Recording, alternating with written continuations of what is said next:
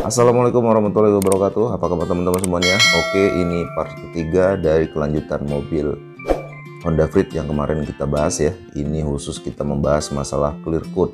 Nah, hasil akhirnya seperti ini sebelum kita serahkan kepada pemiliknya. Oke, simak terus video ini sampai selesai ya teman-teman.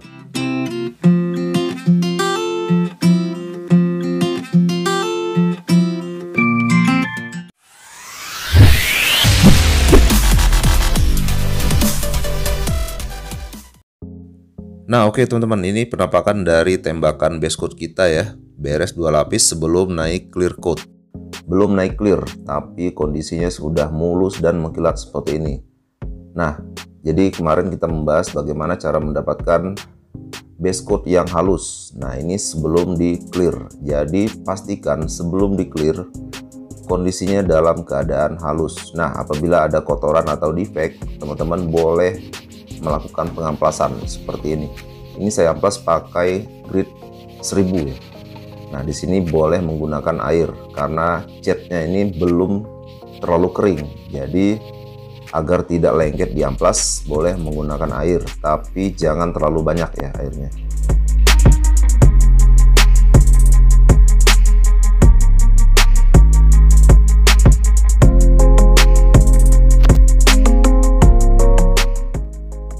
Nah oke teman-teman, ini kita udah siap mau naik clear coat. Spray gun yang saya pakai ini masih sama dengan spray gun yang pada saat dipakai untuk base coat ya. Nah kemarin kita membahas bagaimana mendapatkan base coat yang halus. Nah sekarang bagaimana caranya mendapatkan clear coat yang halus. Jadi dua-duanya itu sangat berperan penting.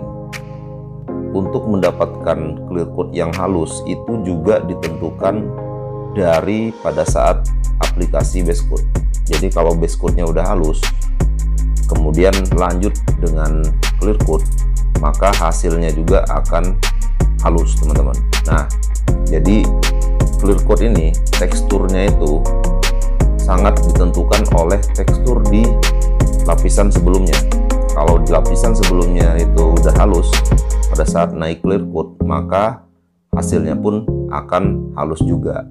Nah tentunya sangat dipengaruhi juga oleh campuran thinner yang kita gunakan. Thinner itu kan gunanya untuk mengatur viskositas. Nah di sini saya menggunakan Siken HS.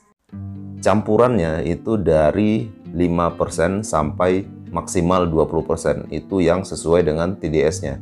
Nah di sini saya menggunakan mix ratio thinner itu di level yang paling minimal, yaitu di 5%. Nah, kenapa? Karena saya ingin mendapatkan build film yang benar-benar tebal, mendagingnya. Nah, karena di sini saya menggunakan Pioneer Core yang mana karakternya itu sebenarnya dia itu tipis. Nah, karena fluid output yang dikeluarkan itu hanya 170 mili per menit. Mungkin kalau dibanding SATA ya, SATA itu mungkin lebih besar fluid outputnya. Nah, tapi kalau Pioneer Core untuk ukuran kelas spray gun clear ya, ini dia yang saya rasakan termasuk lambat ya, karena dia mengejar atomisasi.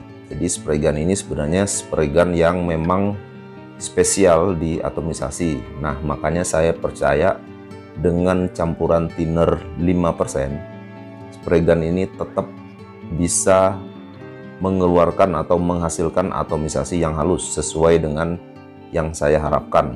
Nah, dan ternyata memang dia tidak mengecewakan ya untuk urusan atomisasi dengan campuran thinner yang relatif sedikit.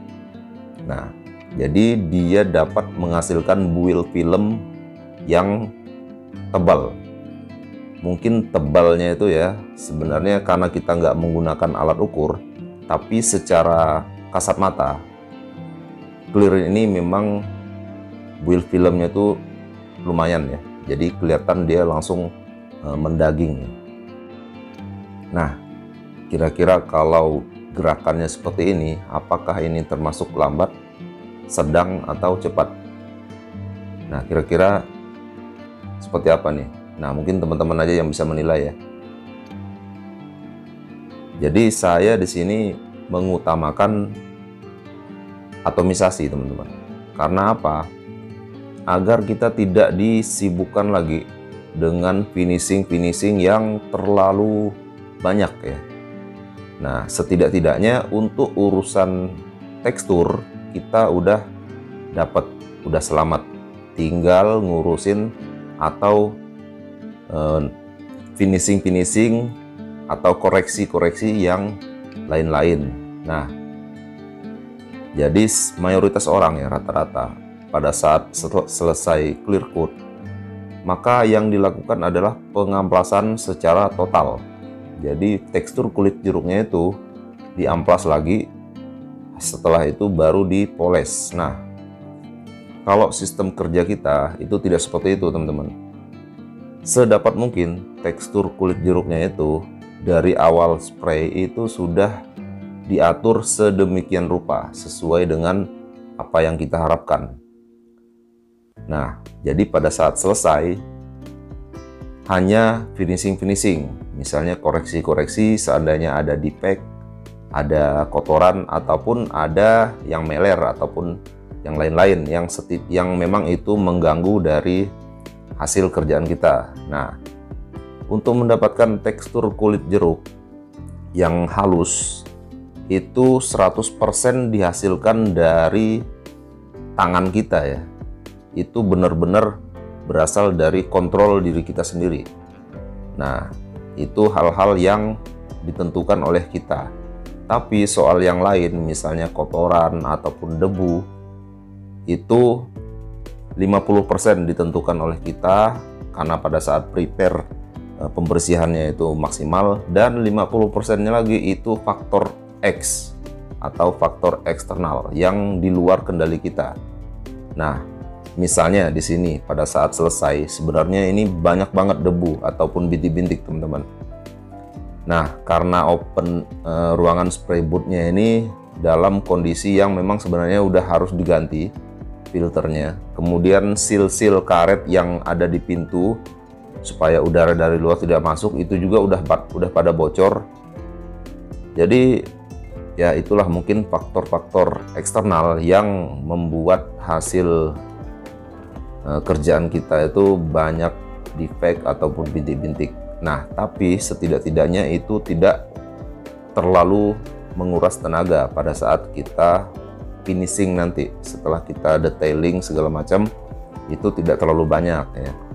Nah, sedangkan hasil dari kerjaan tangan kita sendiri itu bisa dibilang udah oke.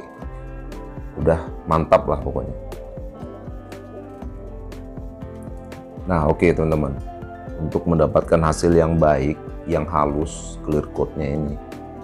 Jadi modal spray gun bagus aja itu nggak cukup. Faktor manusianya lah sebenarnya yang paling penting ya. Spray gun udah bagus, kemampuan dan jam terbangnya juga itu harus bagus juga. Nah, makanya di sini teman-teman, saya tidak bosan-bosannya untuk selalu mengingatkan teman-teman bagaimana memaksimalkan kemampuan dari spray gun dan hal-hal yang lain agar kemampuan spray gun itu bisa keluar, bisa maksimal.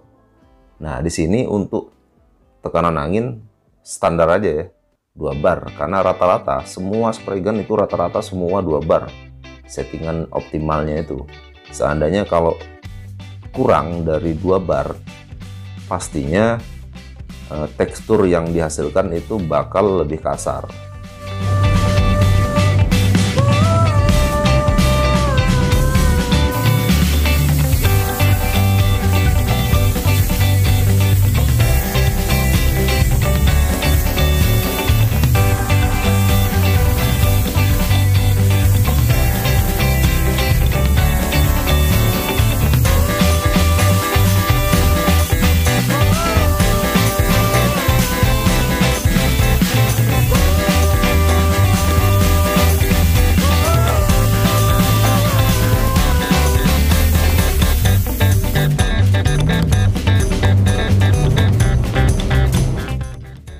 Nah oke teman-teman, ini pengecatan pintu yang slidingnya, pintu sliding yang pintu belakang. Kondisinya kita lepas supaya kita lebih mudah ngecat luar dalam ya, depan belakang. Nah ini silahkan teman-teman menilai sendiri. Viskositas thinner 5%, kemudian angin 2 bar, jarak kurang lebih 15 atau 17 cm, overlap kurang lebih 75%, speed ya ini teman-teman bisa nilai sendiri. Ini seperti ini. Kalau seandainya ditarik lebih cepat, dia sebenarnya kering karena dia clearnya itu agak kental ya.